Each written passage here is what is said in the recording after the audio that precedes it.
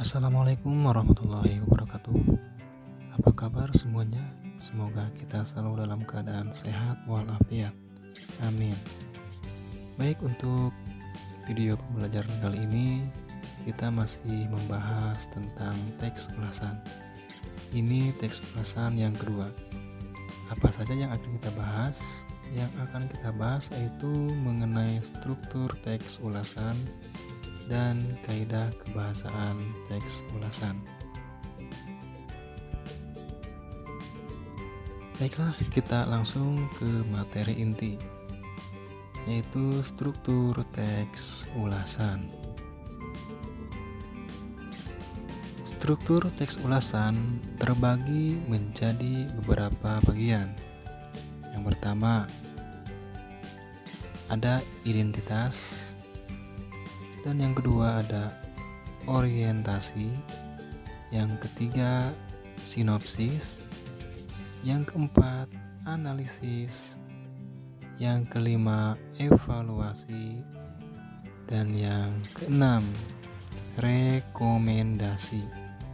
Ada yang menuliskan hanya sampai evaluasi saja, tapi kita di sini akan membahas sampai rekomendasi. Baik, untuk struktur teks ulasan tersebut kita akan bahas satu persatu. Identitas. Apa yang dimaksud dengan identitas? Jadi identitas itu ciri dari sebuah karya. Jadi setiap karya mempunyai ciri yang berbeda-beda. Untuk identitas dalam resensi yang mencakup judul, pengarang, penerbit, tempat halaman, dan ukuran buku.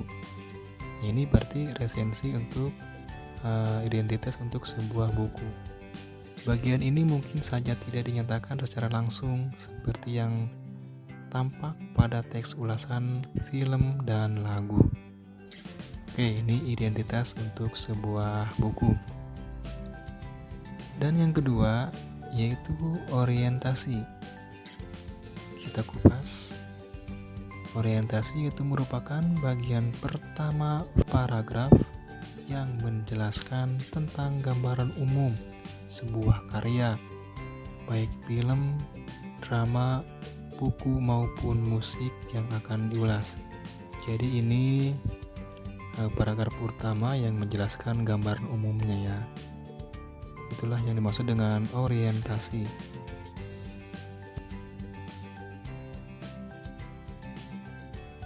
Yang ketiga ada sinopsis. Sinopsis merupakan ringkasan yang menggambarkan pemahaman penulis terhadap isi novel atau karya-karya yang lainnya. Untuk contohnya di di materi teks ulasan sudah ada kan ya. Jadi sinopsis ini bisa dikatakan sebagai rangkuman juga dari seluruh isi buku yang ada. Dan biasanya sinopsis juga berada di paling belakang cover buku. Yang berikutnya ada analisis. Analisis berupa paparan tentang keberadaan unsur-unsur cerita seperti tema, penokohan, dan alur. Oke, itu analisis. Evaluasi. Kalau evaluasi yaitu berupa paparan tentang kelebihan dan kekurangan suatu karya. Jadi di pelajaran yang sebelumnya sudah kita bahas tentang evaluasi, ada kekurangan dan kelebihan. Nah, untuk menentukan kekurangan dan kelebihan itu biasanya tergantung individu-individu yang bersangkutan atau yang melakukan resensi. Karena setiap orang itu akan berbeda dalam melakukan atau dalam menuliskan kekurangan dan kelebihan sebuah karya. Oke ya.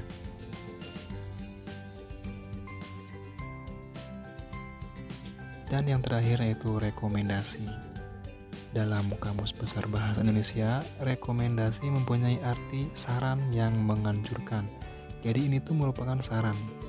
Disarankan setelah kita meresensi sebuah karya, baru ada rekomendasi. Baik, Itu pengertian dari struktur teks ulasan.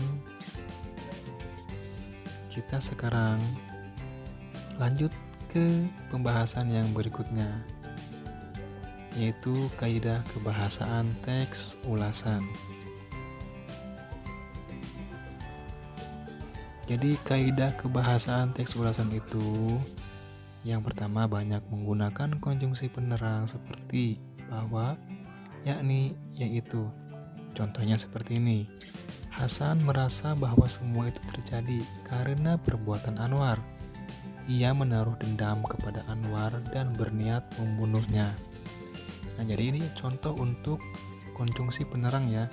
Di situ ada konjungsi bahwa. Jadi setiap yang mempunyai kalimat yang mempunyai konjungsi bahwa, yakni, yaitu sudah dipastikan itu menggunakan konjungsi penerang. Itu yang A. Sekarang yang B. Banyak menggunakan konjungsi temporal. Contoh dari konjungsi temporal itu seperti sejak, semenjak, kemudian, akhirnya. Contoh untuk konjungsi temporal, ini contoh kalimatnya ya. Sejak saat itulah pemahaman Hasan terhadap agama mulai berubah. Ia mulai meragukan keberadaan Tuhan. Oke, ini ya. Jadi konjungsinya apa di situ? Konjungsinya sejak. Nah, itu untuk konjungsi temporal.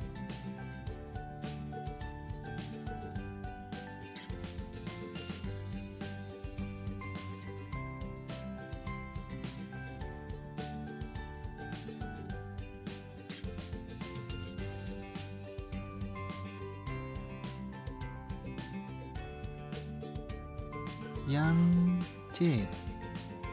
Banyak menggunakan konjungsi penyebab seperti karena dan sebab. Contohnya, akan tetapi karena Rusli juga pandai bicara, kemudian dialah yang berbalik memengaruhi Hasan. Konjungsinya apa dari kalimat itu? Yap, konjungsinya yaitu karena. Oke, sangat mudah sekali kan? Dan yang D. Kaidah kebahasaan teks ulasan biasanya menggunakan pernyataan-pernyataan yang berupa saran atau rekomendasi pada bagian akhir teks. Hal ini ditandai oleh kata jangan, harus, hendaknya. Contoh, jangan sampai salah pergaulan hingga pada akhirnya kita malah tersesat, bahkan sampai mengingkari ajaran agama. Untuk kalimat tersebut konjungsinya apa di situ? Ya, konjungsinya yaitu kata jangan. Baik, itulah pembahasan materi di video pembelajaran kali ini. Kita sudah membahas mengenai tadi struktur teks ulasan dan kaidah teks ulasan. Semoga pelajaran kali ini bisa membantu dan selamat belajar. Saya ucapkan terima kasih. Wassalamualaikum warahmatullahi wabarakatuh.